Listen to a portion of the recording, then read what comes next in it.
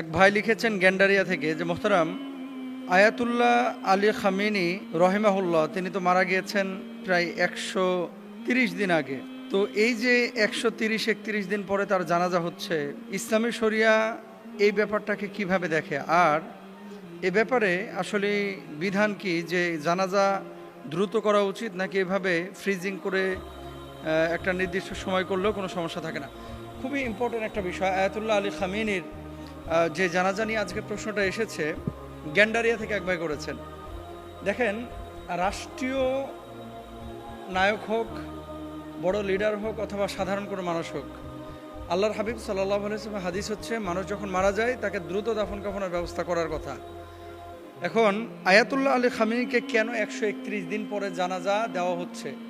বাংলাদেশ থেকে দেখলাম এনসিপির নেতারা গিয়েছেন, জামাত ইসলামের বড় বড় লিডাররা গিয়েছেন, স্পিকার গিয়েছেন, সারা পৃথিবী থেকেই কিন্তু এভাবে মানুষ এসেছেন। মূল কারণটা কি, যে কেন এত সময় কালক্ষেপণ করা হলো? মূলত 3টা কারণ পাওয়া যায়। মানে আমি তাদের আর্টিকেলগুলো পড়লাম, ওই দেশের পত্রপত্রিকা, যে কি কারণ। আপনারা দেখেছেন যে যুদ্ধের প্রথম সময়ে কিন্তু আয়াতুল্লাহ আলী খামেনি তিনি শহীদ হয়েছেন ওই যে আমেরিকা এবং ইসরায়েলের আঘাতে। এখন উনি শাহাদাত বরণ করার পরে তারা কিন্তু যুদ্ধাবস্থায় প্রবেশ করেছিল। তো যেহেতু একজন রাষ্ট্রনায়ক, প্রসিদ্ধ রাষ্ট্রনায়ক তাদের, এখন সে সময় যদি জানাজা এবং দাফন কাফন করতে পারতেন, কিন্তু বিশ্ব লিডারদের সেখানে অংশগ্রহণ করাটা সম্ভব হতো না। বৈশ্বিক লিডাররা যেমন বাংলাদেশ থেকে গিয়েছে, এরকম সারা পৃথিবী থেকে মানুষ আসছে। তো এই একটা কারণে কিন্তু জানাজা দেরি করা হয়েছে, যেহেতু তারা যুদ্ধ অবস্থায় ঢুকে গিয়েছিল। আবার দেখেন, সে সময় যদি লক্ষ লক্ষ মানুষ কিন্তু এখানে একত্রিত হবে ইরানে, যেখানে তার জানাজা হবে। এখন এখানে 10 লক্ষ মানুষ একত্রিত হলো, উপর থেকে বোম্বিং করা হলো, লক্ষ লক্ষ মানুষের কিন্তু প্রাণের বিনাশ ঘটতো, হানি ঘটতো। এই জন্যও কিন্তু এটা তারা দেরি করেছে। এখন 131 দিন, দেখেন রাসূল আকরাম সাল্লাল্লাহু আলাইহি ওয়াসাল্লাম কিন্তু যত দ্রুত সম্ভব জানাজা এবং দাফন কাফনের কথা বলেছেন। এখন কেউ যদি এই দেরিটা করে থাকে, তাহলে এই জন্য তার গুনাহ হয়েছে কিনা? যদি আওয়াম বা সাধারণ মানুষ হয়, তার এক বিধান, রাষ্ট্রনায়কের বিধান আরেক রকম।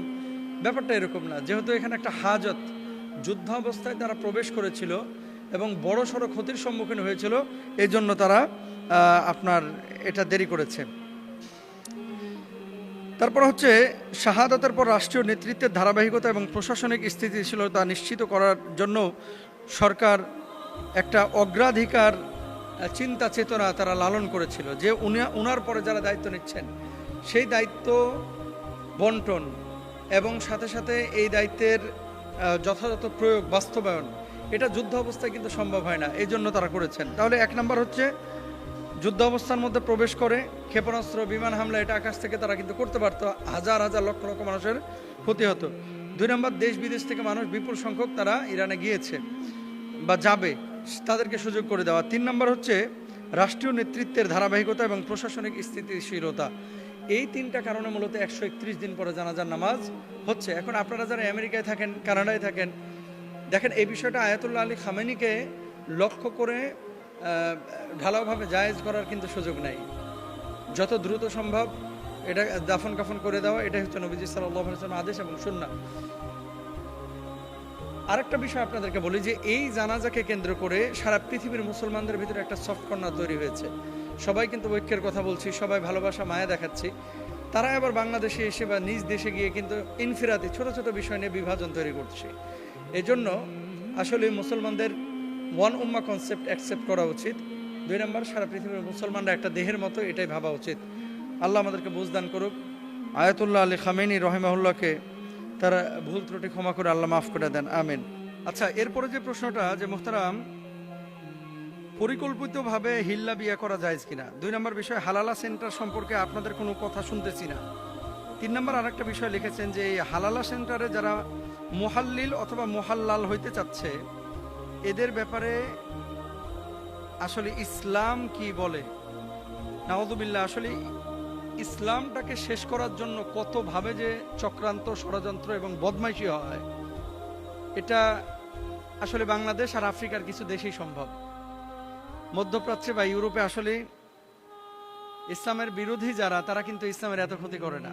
তারা জানে যে আমি কাফের, বেঈমান, আমি ইসলামের বিপক্ষে কথা বলবোই। কিন্তু মুসলমান হয়ে শরিয়ায় যে বিষয়টাকে নিষিদ্ধ, সেই বিষয়টাকে, ভাই আপনি একটা হারাম কাজ করতেছেন, নিজে ব্যক্তিগতভাবে করেন, সেটা নিয়ে আমার কোনো সে নাই, এটা আপনার একান্ত নিজস্ব ব্যাপার। আমরা সতর্ক করব, আপনি মানলে মানেন, না হলে না মানেন, এটা একটা একান্ত ব্যক্তিগত ব্যাপার। কিন্তু হারাম কোনো বিষয়কে আপনি হালাল ভাবে, হালাল ফ্রেমে নিয়ে আপনি আরো 10 জন মানুষকে এখানে অ্যাট্রাক্ট করে, আরো 10 জন মানুষকে সম্পৃক্ত করে আপনি তাদেরকেও জাহান্নামে নেবেন, এটা কিন্তু আমরা মানব না, এটা আমরা মানতে পারি না। এখন হালালা সেন্টার বা এই যে হিল্লা বিয়া, এটা কি ইসলামী শরিয়ায় এভাবে কি যায়? যেভাবে কৌশল অবলম্বন করে মানুষ যে 3 তালাকের পরে, প্রথমত আপনাকে বুঝতে হবে যে এটা কি, মানে তালাক 1 তালাকের পরে যদি আপনার এই তুহুরের মধ্যে যদি ফিরিয়ে নিয়ে আসেন, তাহলে তো মেলামেশা করলে ওই তালাক ভেঙে যায়। 2য় তালাকের পরে আপনি নিয়ে আসতে পারেন।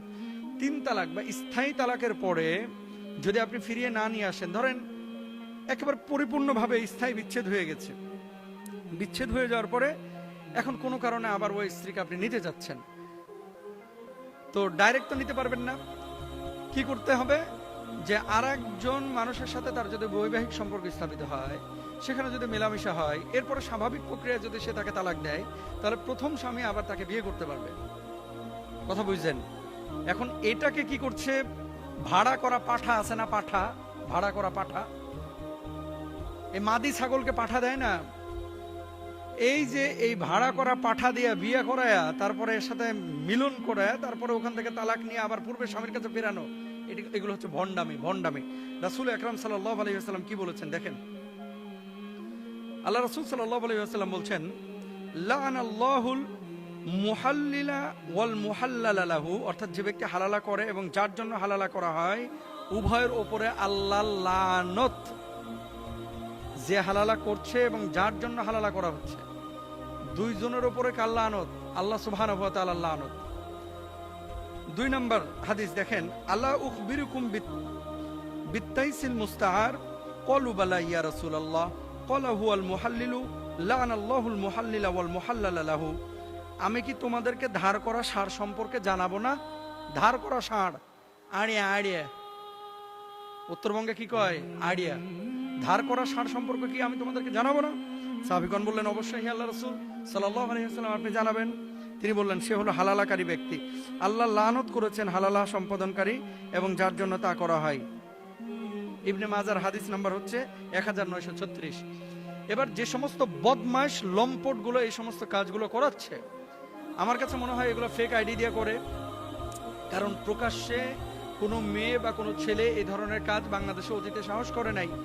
আপনারা জানেন যে বিদেশ থেকে অনেকে ফেসবুক পেজ খুলে বিভিন্ন হুজুরদের নামে ফটোকার্ড বানায়, উল্টাপাল্টা কথা বলে। আবার অনেক সময় উল্টাপাল্টা মেসেজ আপনারা দেখেন যে ফেসবুকে বিভিন্নভাবে কিন্তু এখন ক্রাইম হচ্ছে। তো ফেক আইডি থেকে এভাবে হালালা সেন্টার খোলা হয়তো বা হয়েছে, আমি এগুলো জানিও না বলতে যখন আলোচনা হয়েছে সোশ্যাল মাধ্যমে, তখন দেখলাম যে কিছু একটা এরকম হচ্ছে। এরপরে এটা নিয়ে স্টাডি করলাম, দেখলাম যে মেসাকার অবস্থা, নাউযুবিল্লাহ, এগুলোকে ইসলাম অনুমোদন করে না। আর আরেকটা বিষয়, এই হালালা সেন্টারের মানে আপনার মুহাল্লিল হওয়ার জন্য, হালালা সেন্টারের মুহাল্লিল হওয়ার জন্য, মানে ওই পাঠা হওয়ার জন্য, ষাঁড় হওয়ার জন্য যারা ফর্ম পাঠিয়েছে বা বায়োডাটা পাঠিয়েছে, এদের জন্য এক বুক আফসোস যে এরা আসলে কেমন মানুষ। না সোশ্যাল মাধ্যম বুঝে, একজনের সিভি বায়োডাটা চিনি না জানি না, মুহাল্লিল হওয়ার জন্য পাঠিয়ে দিলাম। মানে এগুলো হচ্ছে জেনা করার জন্য, আকাম করার জন্য এই সিভি গুলো পাঠিয়েছে। বড় বড় হুজুরকেও দেখলাম, সাধারণ মানুষকে দেখলাম, যদি সত্য হয়ে থাকে, এগুলো তো ফটোকার্ড বানায়ও তো অনেকে সিভি বানায় ফেলতে পারে।